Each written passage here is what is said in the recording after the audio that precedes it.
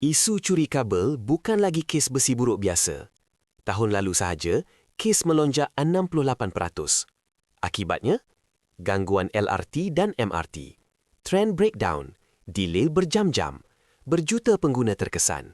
Dalam 3 tahun, kerugian mencecah 20.6 juta ringgit. Sebab itu, kerajaan menubuhkan unit khas di bawah Regimen Askar Jurutera Diraja atau RAGD. Skuadron Rapid Rail 50 Regimen Pakar Kereta Api ini terdiri daripada 33 pegawai dan 191 anggota Askar Wataniah, pakar sebenar dalam bidang rel dan kejuruteraan.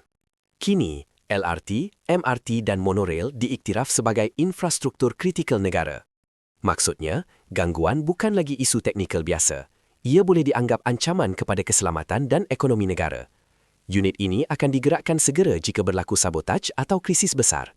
Dan mesejnya jelas, cuba sentuh sistem rel negara, anda berdepan dengan aset strategik yang dikawal ketat. Semoga selepas ini, perjalanan kita lebih selamat dan lancar.